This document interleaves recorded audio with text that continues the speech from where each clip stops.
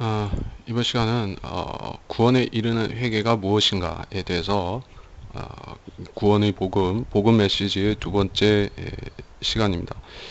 이 본문에 있는 내용을 같이 보셨으면 아시겠지만은 제가 회개에 대해서 강조하는 게 무엇인지 아시겠죠?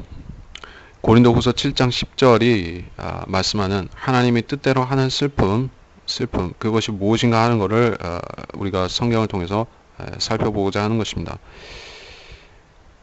고린도후서 7장 10절에 하나님이 뜻대로 하는 슬픔은 구원을 위한 회개에 이르게 하므로 후회할 것이 없느니라. 그러나 세상의 슬픔은 사망에 이르느니라. 슬픔이라고 해서 다 좋은 것이 아닙니다. 불교에서는 참회, 예, 참회를 하고 종교들에는 비슷한 것이 있습니다. 일정 기간 동안 이 습관적인 죄들을 끊고 어떤 죄들을 짓지 않으면서 자선과 자비를 행하는 것이죠. 이웃의 선을 행한다. 그리고 불쌍한 사람을 돕는다. 이러면은 하나님께서 그 회개를 받아주신다는 것이요. 자, 이것이 구약적인 의미에서의 회개입니다. 이 구약에서의 회개는 행위와 이 마음이 결합이 되어 있는 것이요.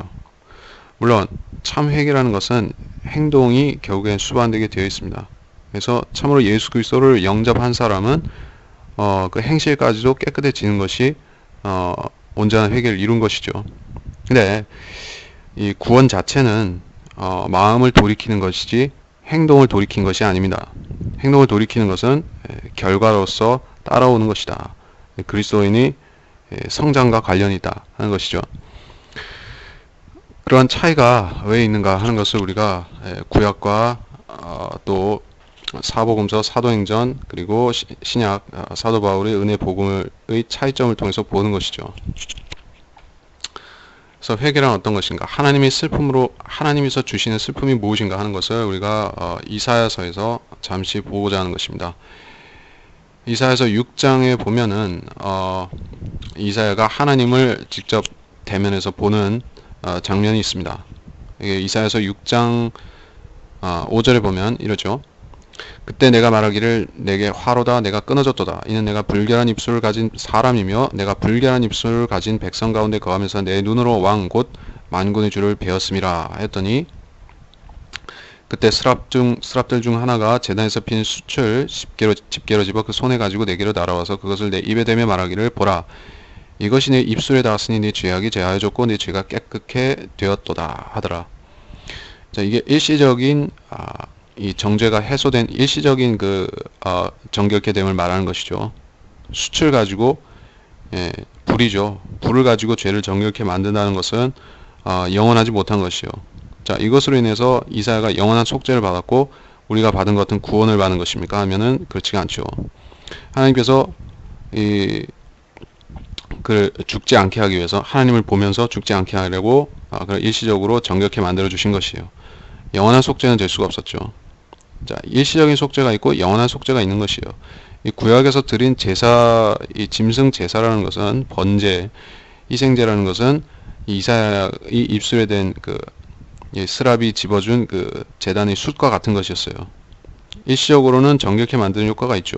짐승의 피도 사람이 죄를 씻을 수가 있습니다. 덮을 수가 있습니다. 근데 온전케 할 수는 없는 것이에요. 왜냐하면은 하나님의 피만이 인간의 죄를 완전히 제거시킬 수가 있는 것이기 때문에 이 짐승의 피로는 완전하지 않았다는 것입니다. 회개도 마찬가지로 단회적인 일회적인 회개가 있고 계속 드리는 회개가 있는 것이죠. 근데 구약에서는 일회적인 회개로 모든 구원이 완성된다 하는 것이 없었죠. 죄를 지으면 회개하고 또 용서함 받고 또 그러다 죄를 지으면 또 용서함 받고 이렇게 했습니다. 그래서 이 제사를 자주 드려야 했던 것은 죄를 짓고 회개했는데 또 죄를 지으니까 그리고 그 용서 자체도 그냥 하나님 덮어주시는 것이지 안 보시고 덮어주시는 것이지 죄가 없어진 것은 아니었다는 것입니다. 용서는 받았지만 죄가 제거되지 않았습니다. 그래서 그때 이 구약시대에 말하는 회개라는 것은 어떤 잘못된 행실에서 돌이키는 것, 마음도 포함하지만 행실도 중요합니다. 그래서 행실에서 돌이키는 것, 그거를 회개라고 했습니다. 그러니까 이거를 우리가 이 시대에 구원받는 회개로 적용하면은 어떻게 되죠? 당연히 행위 구원이 되는 것입니다.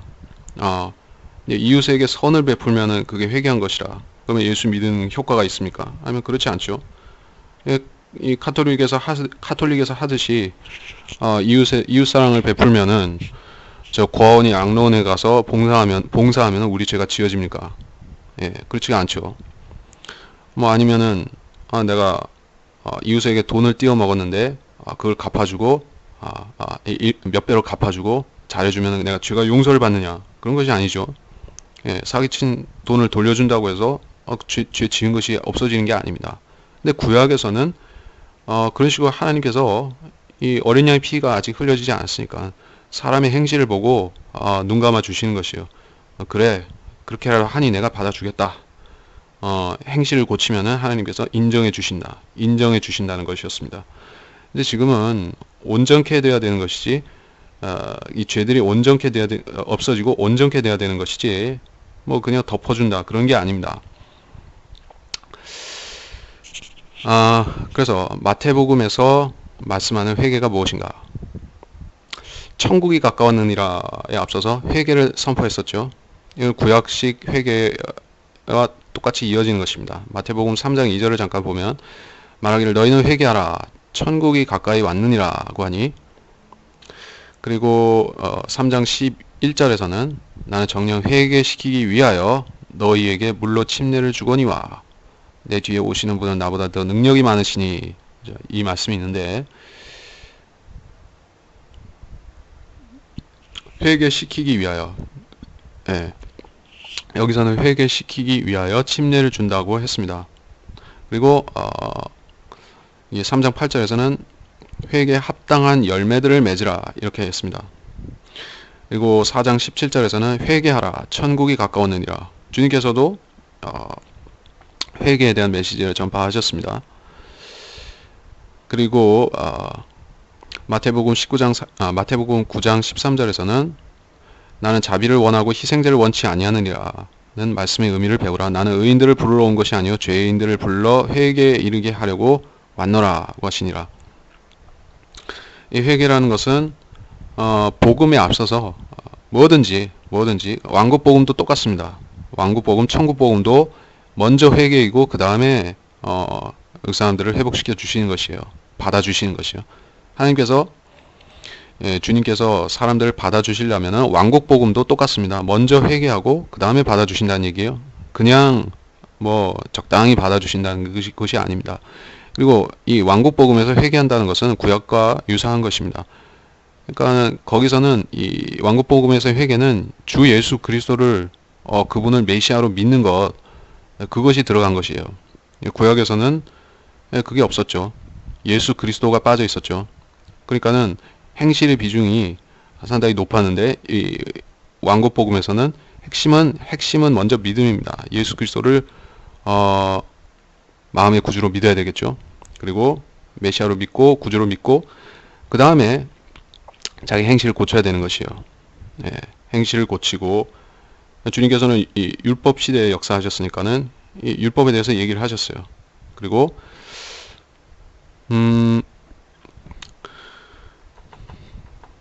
그 뒤에 이 사도행전에 가서는 어떻게 됐습니까? 사도행전에 들어가면 이미 예수 그리스도의 피가 흘려지고 신약 시대가 시작되었죠. 근데 모든 역사도 그렇고 이 성경에서도 항상 그렇습니다. 이 법적으로 무엇이 바뀌었다고 해서 당장 사람들이 인식이 한 번에 바뀌는 게 아닙니다. 구약 시대 경륜에서 살던 사람들이 예수님 피가 흘려지니까는 그때부터는 오직 은혜로만 구원을 받게 되었는데, 이 사도행전 처음부터 그렇게 된 것이에요. 승천하시자마자.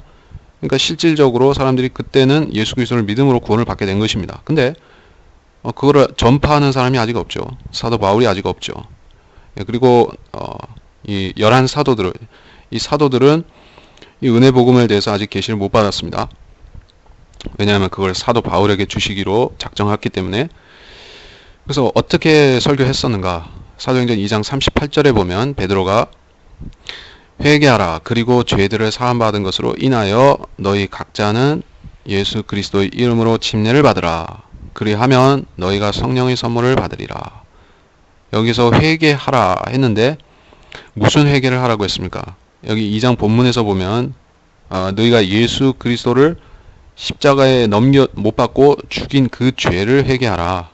예. 선임 제사장들과 사두개인과 바리새인들이 그렇게 했는데 너희가 뭣도 모르고 예수를 십자가에 처형하라고 동조했기 때문에 그렇죠. 유대 백성들은 정확히 모르고 무지한 채로 제사장들이 선동하니까 따라간 것입니다. 네, 그런 그 죄, 그 부지 중의 죄는 의인이신 예수 그리스도를 못 박은 그 죄를 너희가 뉘우치면 회개하면 하나님께 그 죄를 너희에게 그 죄를 제거해 주시고 그리고 너희는 그 회개를 했다는 증거로 예수 그리스도의 이름으로 침례를 받으라 이 얘기를 한 것입니다. 그러니까 이게 철저히 어디에 포커스가 맞춰져 있는지 아시겠죠?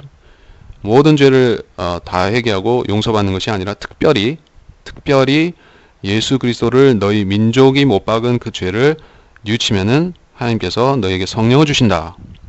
침례를 받으면 성령을 주신다. 이 얘기를 한 것이에요. 이거는 우리 이방인들이 구원을 받는 신약 은혜 복음과는 체계가 다른 것이죠. 그러니까 우리 죄들은 예수 그리스도의 십자가에서 제거가 된 것이죠. 제거가 되었고 우리가 실질적으로 예수님을 못 박은 이스라엘 민족은 아니었습니다. 그래서 우리는 그 구원을 받은 간증으로 물 침례를 받아야 되지만은 그건 예수 그리스도의 이름으로 침례를 받는 것이 아니죠. 아버지와 아들과 성령의 이름으로 침례를 받죠. 예. 왜냐면 우리 이방인들의 구원은 예수 그리스도를 선지자 예수 그리스도를 죽인 죄를 사함받은 그거가 아니기 때문에 그렇죠. 우리 손으로 예수님을 죽인 것은 아닙니다. 근데 영적으로는 모든 아담의 자손들 우리 안에 예수님을 죽인 그 죄가 같이 흐르고 있는 것이죠. 네, 특별히 이 유대 민족은 자기들이 이때 직접 그렇게 했기 때문에 그 사람들이기 때문에 이 죄를 뉘우치기 위해서 이 죄를 뉘우치고 그 증거로 예수 그리스도의 이름으로 침례를 받았다는 것입니다. 그러니까 여기서는 이 구원 자체와 구원이란 건 성령을 받는 것이죠. 근데 성령의 선물을 받는 것이 회개와 한참 떨어져 있는 것이에요. 회개하고 그래서 회개하고 죄를 사함 받으면 그러면 침례를 받으면 성령의 선물을 받는다. 한 단계 떨어져 있는 것이에요. 근데 우리 구원은 그렇지가 않죠. 근데 은사주의자들은 이 사도행전 2장 그리고 3장에도 또 나오지만은 이런 구절들을 가지고 이 행위 구원을 가르치는 것입니다. 그냥 믿음만으로 구원받을 수 있다가 아니라 침례도 받아야 되고 침례만이 아니라 이것저것 넣을 수가 있습니다. 뭐 제자 훈련도 받아야 되고 아니면 뭐 은사주의 집회에 가서 뭐 랄랄라도 해야 되고 뭐 방언하면서 뭐 환상도 보고 이것저것 하고 그러면 성령을 받으리라 이렇게 되는 것이에요. 성령 충만을 구하는 것이 아니라 성령을 또 받는 것이에요. 중생하고 성령을 또 받고 이렇게 맞으면 개판인 것이죠. 왜 그렇게 되는가? 말씀을 오해했기 때문에 그런 것입니다. 사도행전 3장 19절에도 나오는데 그러므로 너희는 회개하고 돌이키라. 그러면 주의 임재하심으로부터 새롭게 되는 때가 올 때 너희 죄들이 지워지리라. 주의 임재함으로부터 새롭게 된다. 이게 무슨 말입니까? 여기서 영어에는 refreshing 새롭게 된다는 것은 세상을 새롭게 한다는 뜻이에요. 이스라엘 민족을 또 새롭게 하고 세상도 새롭게 되고 새롭게 된다는 것은 재림과 관련된 거, 천년왕국과 관련된 말씀입니다. 그러니까 이 이스라엘 민족에 대한 예언과 같은 말씀이에요. 이것은 지워지리라. 지금 지워진다는 얘기가 아니죠. 그 때가 새롭게 되는 그 때가 와야 되는 것이에요. 그럼 우리 구원하고는 다르죠. 우리는 천년왕국이 올 때까지 우리 죄가 그대로 있습니까? 그럼 우리가 지옥 가게요? 그럼 지금 우리가 예수 믿고 영접했는데 우리 죄들이 안 지워졌으면 어떻게 되는 것이에요? 우리 죄가 그대로 있으면 우리 죽으면 지옥 가야 되죠? 그러니까 이 얘기는 우리한테 하는 얘기가 아닌 것이요. 사도행전 3장 19절은 100% 이 사도행전 그때에 있는 그 유대인들에게 하신 말씀이고, 또 한편으로는 이것이 대환란 때 예수를 믿는 유대인들한테도 적용이 되겠죠. 그 대환란 때 유대인들은 예수를 믿지만 구원의 보장을 받은 것이 아니죠. 예수님이 오셔야, 예수님이 환란 끝에 오셔야 그때 그들의 죄가 지워지고 이 이스라엘 민족 자체가 구원을 받는 것이요. 그러니까 우리는 이스라엘 민족이 구원을 받듯이 그렇게 한참 기다렸다 받는 것이 아니라 예수 믿을 때 그냥 구원 받는 것이에요. 다르죠?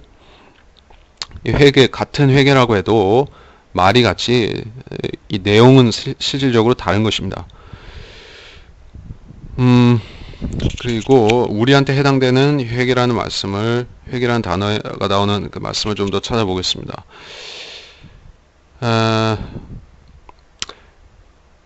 그 사도행전 17장 30절에 보면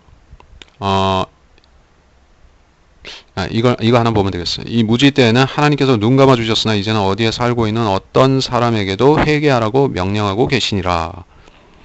여기 회개라는 말은 우리가 예수를 믿는다는 말로 완전히 같이 사용할 수가 있습니다. 이 이방인들한테 얘기했죠. 이방인들한테는 예수 못 박은 죄를 회개하라고 안 했죠. 그냥 회개하라고 했습니다. 뭘 회개하라고 했습니까?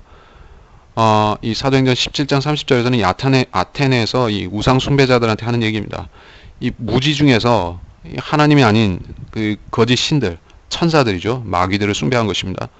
그 사람들에게 너희가 거짓 신들을 믿고 있었다. 그거를 회개하라. 그게 핵심 내용이고, 여기서 회개라는 것은 너희가 돌이켜서 예수를 믿으라. 그걸 하는 것입니다. 너희가 선지자 예수 그리스도를 십자가에 죽였으니 회개해라. 사도행전 2장 혹은 3장 뭐 그런 메시지와 다르죠. 그리고 사도행전 20장 21절에도 보면 유대인과 또한 헬라인에게도 하나님께 대한 회개와 우리 주 예수 그리스도에 대한 믿음을 증거하였노라. 여기서도 이 회개하고 침례를 받으라 뭐 이런 말이 없죠. 또는 회개하고 성령의 선물을 받아라 뭐 구별해서 말하지 않았습니다. 왜냐? 회개하면 그냥 성령을 받으니까. 회개라는 건 예수를 믿는 걸 말합니다. 여기서 회개와 우리 주 예수 그리스도에 대한 믿음, 이거는 사실상 동격입니다. Faith toward our Lord Jesus Christ와 repentance toward God은 같은 것이에요. 두 개를 같이 하는 것입니다. 예수 그리스도에 대한 믿음은 하나님께 대한 회개입니다. 하나님 믿는 것이 예수 그리스도 믿는 것이다. 그리고 그것이 곧 하나님께 돌이켜서 그분을 붙잡는 것이죠. 같은 얘기입니다. 그냥 믿으면 됩니다. 다른 뭐 침례를 받으라든지 너희는 이 새롭게 되는 만물이 새롭게 되는 무슨 때를 기다리라든지 그런 게 아니죠. 그냥 회개하고 그걸로 구원을 받습니다. 그리고 사도행전 26장 20절에 보면 이런 말씀이 있습니다. 먼저 다마스커스의 사람들과 예루살렘과 유대 온 지방에 그 다음에는 이방인들에게 회개하고 하나님께 돌이켜 회개에 합당한 일을 행하라고 전하였더니 이 사도 바울이 자기 얘기를 하는 것입니다. 사도 바울은 처음부터 은혜 복음을 전했죠. 그는 그 계시를 받았으니까는 정확하게 한 것입니다. 그래서 이 두 가지를 확실히 구분해서 얘기했습니다. 회개, 이스라엘 사람들에게 회개하라, 이방인들에게 회개하라. 그리고 하나님께서 돌이켜서 예수 그리스도를 믿어서 그래서 회개에 합당한 일, 믿은 것에 대해서 합당한 일을 행하라. 그리스도인처럼 살아라. 이렇게 가르쳤다는 얘기입니다. 여기에 뭐 다른 게 없지 않습니까? 이방인들에게 회개하라. 이 회개 안에 뭐가 들어있겠어요? 물침례 받으라는 거 없죠. 그리고 뭐 약속을 기다리라 이런 거 없습니다. 미래의 약속을 기다리면서 끝까지 견디면서 구원을 소망하라 뭐 그런 게 아닙니다. 끝까지 견디면서 혼의 구원을 이루어가라 그렇게 가르치지 않은 것이에요. 자, 이것이 우리가 구원받을 때 하는 하나님의 뜻에 따른 회개를 하는 것이 이 사도 바울의 이 가르침입니다. 그리고 구원받지 않은 사람들은 누구나 이 회개를 해야만 구원을 받습니다. 로마서에 보면은 이런 말씀이 있습니다. 구원받지 못한 사람들에게 하신 회개에 대한 두 가지 2장 4절과 2장 5절에 있는 로마서 말씀입니다. 아니면 내가 그분의 선하심이 너를 회개하도록 인도하심을 알지 못하고 하나님의 선하심과 관용과 오래 참으심의 풍성함을 무시하는 것이냐. 다만 너희 완고함과 회개하지 아니하는 마음을 따라 진노의 날과 하나님의 의로운 심판의 날이 계시될 그날에 임할 진노를 내게 쌓을 뿐이로다. 여기서 회개라는 것은 여기서 회개라는 것은 예수를 믿는 것을 말하는 것이죠. 이게 사도 바울의 서신서에서는 회개라는 것은 그러니까 믿지 않는 사람더러 회개하라고 하는 것은 예수 믿으라는 얘기예요. 그렇죠. 다른 회개가 있을 수가 없죠. 뭘 회개해야 됩니까? 좀 나쁘게 살았다. 좀 나쁜 짓을 했다는 걸 회개하는 것입니까? 아니죠. 이 로마서에서 2장 같은 데서 열거하고 있는 많은 죄들이 있지만은, 사악한 짓들이 있지만은, 그거는 결국에 예수 그리스도를 믿으면은 다 지워지는 죄라는 얘기죠. 회개하는 거. 예수를 믿으면 지워지는 죄라는 얘기입니다. 다른 조건이 없습니다.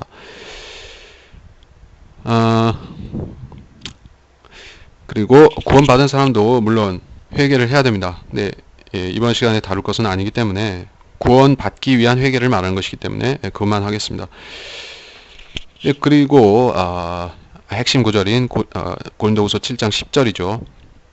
그래서 하나님이 뜻대로 하는 슬픔은 구원을 위한 회개에 이르게 하므로 후회할 것이 없느니라, 이렇게 말씀하신 것이에요. 이제까지 살펴봤듯이 하나님의 뜻대로라는 것은 하나님의 뜻이 무엇이에요? 하나님의 뜻은 죄인들이 예수 그리스도를 믿는 것이죠. 그리고 슬픔이 나왔는데, 자, 이 슬픔이라는 것을 다른 말로 해서 필링이라고 해보죠. 좋은 필링, 나쁜 필링 있죠.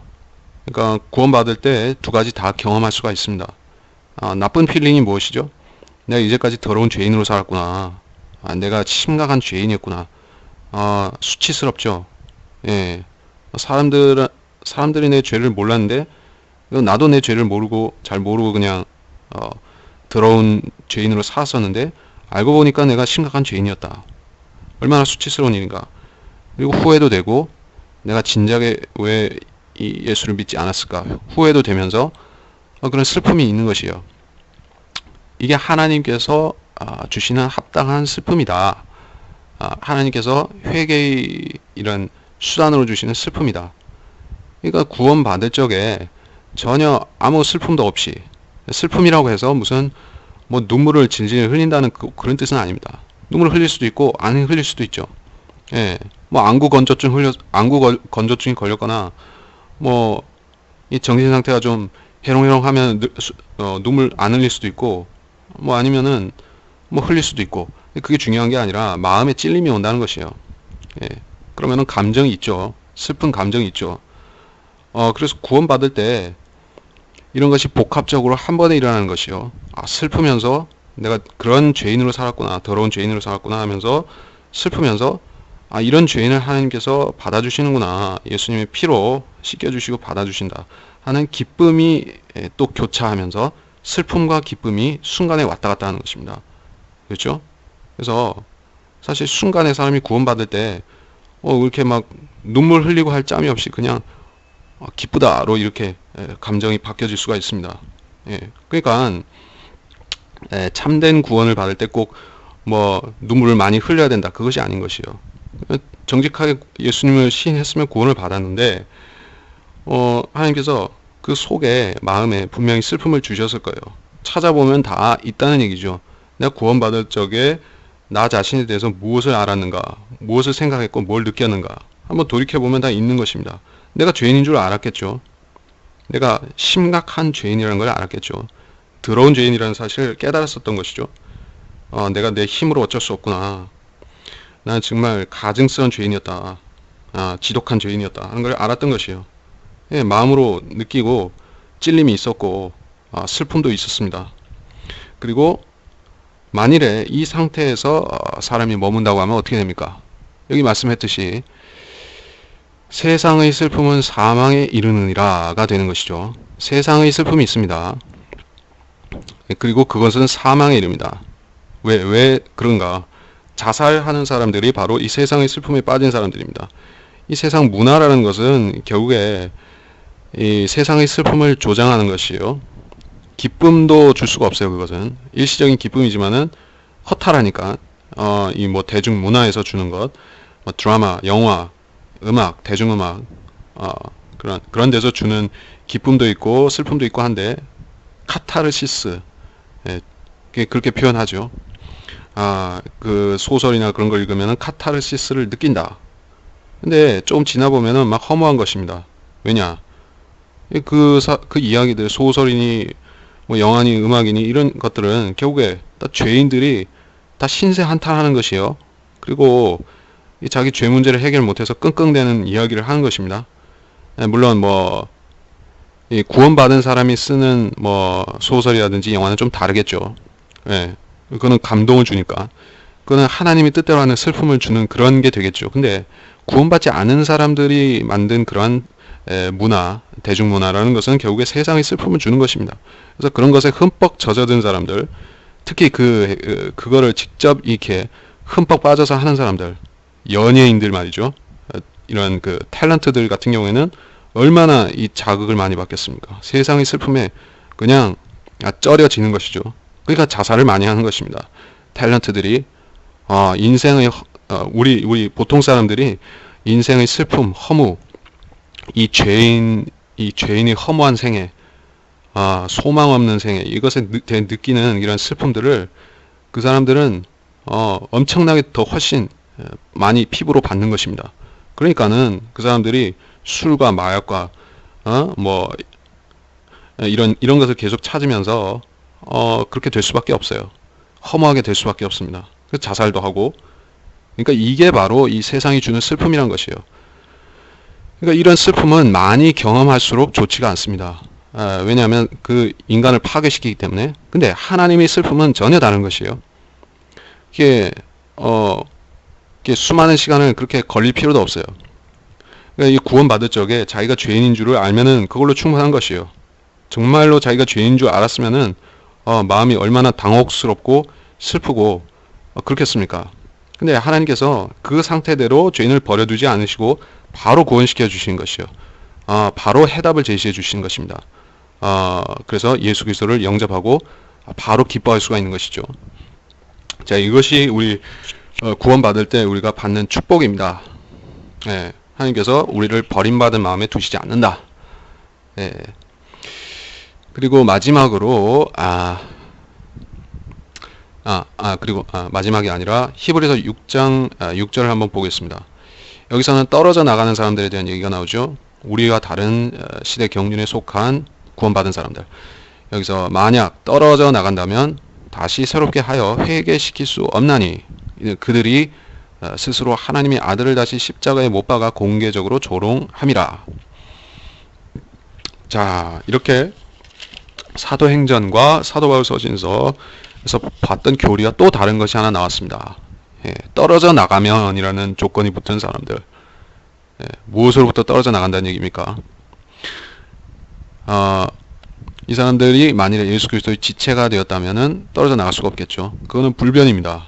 예수님이 손이나 발이나 세포가 된 사람들, 그리스도인들은 떨어져 나갈래야 나갈 수가 없습니다. 근데 여기서는 떨어져 나간다고 했으니까 우리하고 다를 수밖에 없죠. 그런 사람들, 이건 그 왕국 복음을 믿은 사람들은 예수님을 믿는 백성이 됐죠.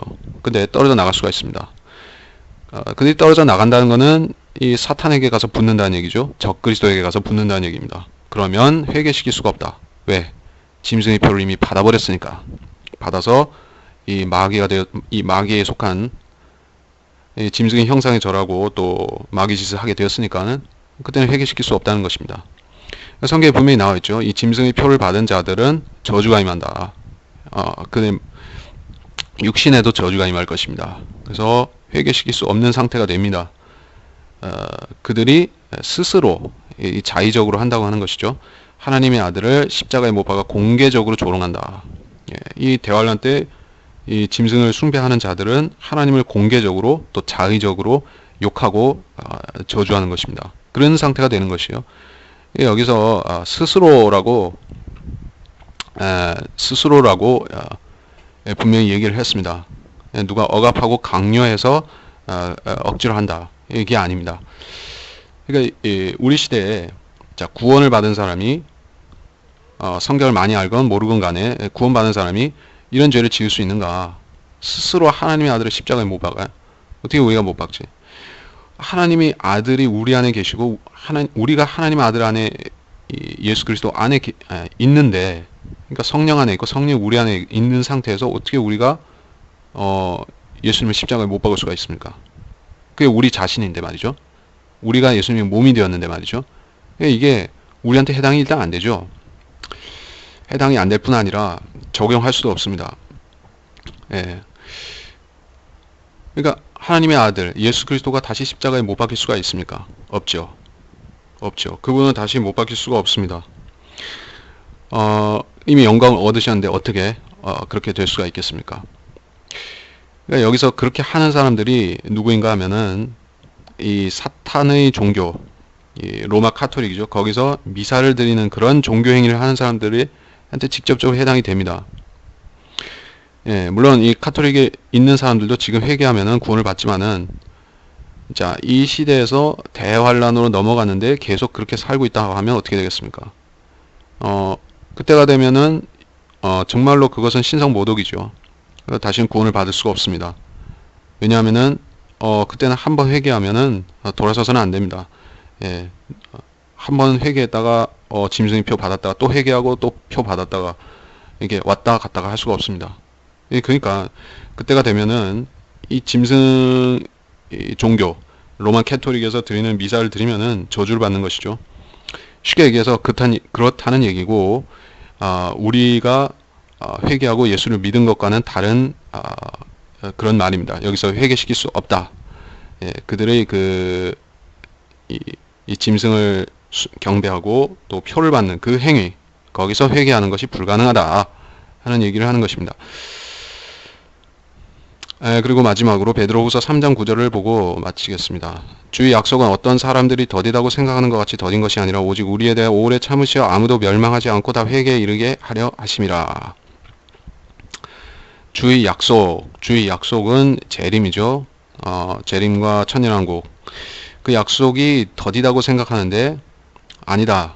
우리에 대해 오래 참으시어 멸망하지 않고 회개에 이르게. 여기서 우리라고 했을 때 멸망하는 사람들이 있을 수 있다고 했으니까는 꼭 그리스도인만 말하는 것이 아니죠. 이게 베드로후서 일반 서신서, 제너럴 에파스. 그 일반 서신서라는 것은 이 환란 교리들을 담고 있습니다. 히브리서, 야고보서, 요한일서, 요한 1, 2, 3서, 유다서, 베드로후서, 이렇게 일반 서신서들에 있는 교리들은 대환란 때도 같이 적용이 됩니다.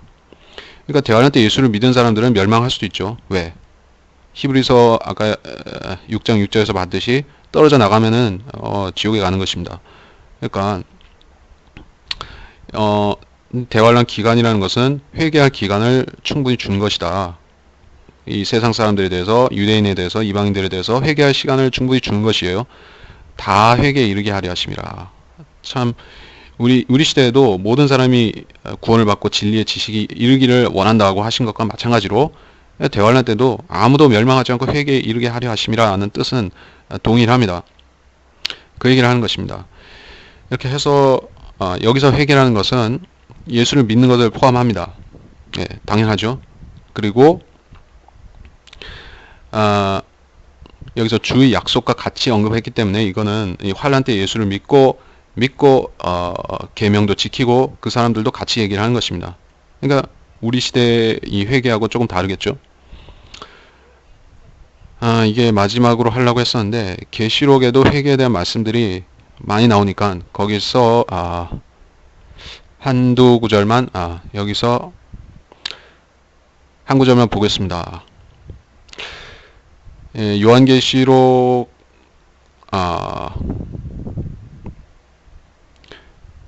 요한계시록 9장 21절만 보도록 하죠. 또 자기들의 살인과 마술과 음행과 도둑질을 회개하지 아니하더라.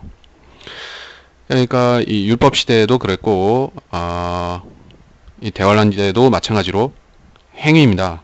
행위. 살인과 마술과 음행과 도둑질 열거가 되었습니다. 살인은 이 대환란 때 자기가 살기 위해서 사람들이 서로 죽이겠죠. 그리고 유대인들도 박해하고 죽이겠고, 마술, 여기서 sorcery라고 하는 이 마술은 마약을 투약한다, 그 뜻도 있습니다. 그래서 이 마술, 음행, 이 fornication, 음행이라는 것도 그때 종교에서는 이 짐승이 주관하는 종교에서는 핵심이 이 음행입니다. 그리고 도둑질. 하나님 것을 도둑질하는 것도 되겠고, 하나님 것이 무엇인가? 유대인의 것을 도둑질하는 것이죠. 그 부를 도둑질해서 배를 채우는 것. 이게 악한 도둑질입니다. 그리고 뭐 자기가 살기 위해서 이웃을 약탈하는 것도 다 도둑질이 되겠고, 자, 이런 행위들이 있어요. 그거를 회개해야지만 대안한테 구원을 받는 것입니다. 구원을 받는다는 것은 여러 정도가 있고 급이 있겠죠. 환난 성도가 되어서 순교 목배임을 당하고 예수의 증인이 되든가, 아니면은 그 도망가서 어디 숨어 살든가, 그거밖에 없습니다. 그러니까 이 대활한테 구원을 받기 위해서는 오직 예수 그리스도를 영접하고 은혜로 구원을 받아서 죽기까지 보존되고 그래서 영원히 죽지 않는 새 몸을 입고, 그런 구원이 아닌 것이에요. 이러한 구원, 이러한 은혜로 받는 구원, 그리고 이 생명에 이르는 회개, 한 번으로 영원히 완성되는 이 회개는 이 신약시대에 우리한테 주신 이 은혜 복음에서만 발견이 되는 것입니다. 자, 우리는 그 복음을 정확히 전해야 되고, 우리가 어떤 거짓된 생각으로, 거짓된 마음으로 믿지 않았으면은 우리는 확실히 구원을 받는 것입니다. 그래서 이 구원이라는 것은 감정에 연연해서 받는 것이 아닙니다. 이게 3F가 있죠. 팩트, 페이스, 필링이 있는데, 이 감정은 제일 꼴찌로 있는 것입니다. 감정이 중요하지 않은 것이 아니라 순서상 마지막입니다. 그러니까 우리가 이 사실을 알아야 되고, 한 가지 참고적으로, 우리가 죄가 있는 것을 알아야지, 죄가 있는 것을 알고 제가 죄인인 줄을 알아야지 구원을 받는데, 그러니까 구원받은 사람들은 자기 죄 문제의 심각성을 이미 안 사람이죠. 이거 구원받은 후에 자기가 짓는 죄들도 심각하다는 걸 아는 사람들이죠. 우리 육신에는 죄가 있습니다. 육신에는 죄가 있습니다. 그래서 우리 영이나 혼은 이 말씀의 물로 씻어서 죄가 계속 정결해지도록 해야 되는 것이죠. 그리고 우리 속은 진짜 우리 속 사람은 완전히 정결하게 되었습니다. 이 사실을 알아야 되는데, 이 구원의 복음을 잘못 전하는 사람들 중에서 이 왓츠만이 이 신비주의나 이 구원파 쪽에서 어떻게 잘못 전하는 경우가 있습니다. 죄가 있습니까? 이렇게 전하는 사람도 있죠. 죄가 있습니까? 죄가 있습니다 하면 그럼 구원을 못 받으셨군요. 그래서 우리한테 와서 설명을 들어보면 죄가 없다는 걸 알게 되실 겁니다. 이게 복음이라면서 전하는 사람들이 있어요. 이게 구원파죠. 우리 사람들이 그렇게 전하는 이유는 예수님이 십자가에서 인류의 죄를 다 소멸시켰기 때문에 당신은 죄가 없습니다. 근데 당신이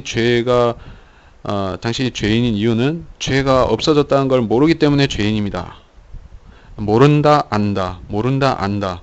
이 지식이죠. 그러니까 예수님이 모든 죄를 제거했다는 것을 안다. 그러니까 중요한 게 아니라 내 죄를 다 제거했다는 것을 믿어야지 구원을 받습니다. 그러니까 죄가 있어요, 없어요? 이게 아니에요. 죄가 있으면 어떻고 없으면 어떻습니까? 죄인이면은 또 우리가 구원 받았어도 죄인 몸 안에 살고 있으면은 우린 죄를 갖고 있어요. 근데 우리가 죄 자체와 하나가 돼서 정죄받는 것은 아니죠. 육신에 죄가 있는 것입니다. 그러니까 죄가 있어요, 죄가 있습니까? 해서 있으면 구원 못 받았다. 당신이 죄가 없다고 믿을 때까지 구원은 못 받는다. 이게 구원파식인데, 이렇게 복음을 잘못 전하는 사람들이 있다는 얘기입니다. 실제로 있습니다. 구원파가 아닌데도 이 구원파식으로 전하는 그러한 잘못된 교리를 시행하는 그런 목사들이 있습니다. 제가 실제 보기도 했었고, 죄가 있습니까? 이거는 복음을 정확히 전하는 것이 아닙니다. 이거를 참고적으로 말하고자 했고, 이렇게 해서 이번 시간을 마치겠습니다. 그러니까 제가 여러분이 구원받기 위해서 신뢰해야 될 것이 무엇이고 신뢰해야 될 분이 누구신지 정확히 알고 그분을 믿으면 구원을 받는다. 그리고 그거는 확정적이고 끝난다 하는 사실을 다시 말씀을 드리고 마치겠습니다. 요한복음 3장 16절이죠. 잘 아실 만한 구절입니다. 하나님께서 세상을 이처럼 사랑하셔서 그의 독생자를 주셨으니 이는 그를 믿는 사람은 누구든지 멸망하지 않고 영생을 얻게 하려 하심이라. 하나님께서 자기 아들을 세상에 보내신 것은 세상을 정죄하려 하심이 아니요 그를 통하여 세상이 구원받게 하려 하심이라. 여기서 하나님께서 세상을 사랑하셨다는 유일한 구절이 여기에 있습니다. 여기서 세상은 세상에 있는 이 불쌍한 죄인들을 말합니다. 세상 임금, 세상 왕인, 사탄이나 공중권세 그런 자들을 말하는 것이 아닙니다. 세상 죄인들을 말하는 것이죠. 그래서 이 죄인들을 위해서 독생자를 주셨다. 죄인이라는 것은 모든 사람을 다 포함하는 것입니다. 그래서 그를 믿는 사람, 자 여기 믿는다에 대해서 성경이 무슨 주석을 붙였습니까? 그를 믿는 것은 그를 믿는 것이에요. 예수 그리스도를 믿는 것은 그냥 예수 그리스도를 믿는 것이에요. 거기다가 예수를 믿는다는 것은 이라는 주석을 붙여서 예수를 믿는다는 것은 곧 그의 말씀들을 지키는 것을 말한다. 예수님의 마음같이 되는 것을 말한다. 예수님처럼 사는 것을 말한다. 등등의 어떤 쓸데없는 사설들을 붙이는 게 아닙니다. 그냥 믿는 것이에요. 그러면 예수님을 믿으면 영생을 얻는 것입니다. 자, 이 사실을 믿는 것이 이 사실을 가르치고 이 사실을 믿는 것이 복음의 처음부터 끝입니다. 하나님께서 독생자를 보내신 이유는 단순하게 초림의 목적을 말하는 것인데 단순히 세상이 구원받게 하는 것입니다. 모든 사람, 믿는 모든 사람이 구원받게 하는 것입니다. 단순하고 명쾌하고 이걸로 끝입니다. 그러므로 여러분이 복음을 전할 때 성경 구절을 많이 인용할 필요가 없습니다. 필요한 몇몇 구절을 가지고 충분히 할 수가 있습니다. 그러니까 그 사람이 요새 같은 세상에 예수님의 이름을 한 번도 못 들어본 사람이 잘 있습니까? 뭐 어린아이들은 몰라도 이 한국 같은 나라에서 예수님 이름도 못 들어본 사람은 없죠.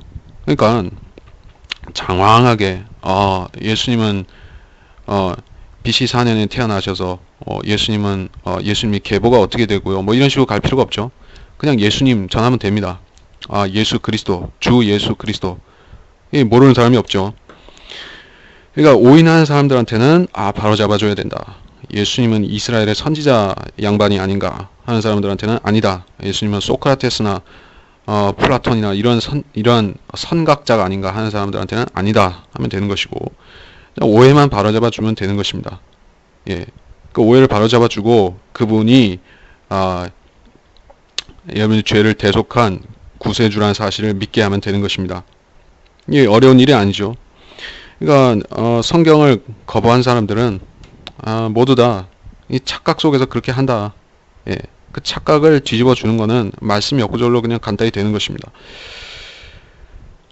그래서 이 복음을 거부한 사람들의 명분은 결국에 그거를 싫어하고 미워하는 것이에요. 예수님을 싫어하고 미워하는 것입니다. 왜냐? 그 사람이 마귀를 더 좋아하기 때문에 예수님을 싫어하고 미워하는 것입니다. 간단한 것이에요. 그러니까 복음을 거부하는 사람들의 명분은 거창한 것이 없습니다. 그 사람이 많이 배웠기 때문에 학식이 높아서 그냥 자부심 뭐 그런 게 아니라 속에 있는 죄 때문이고 빛을 미워하는 것 때문입니다. 그래서 이번 시간을 마치겠습니다.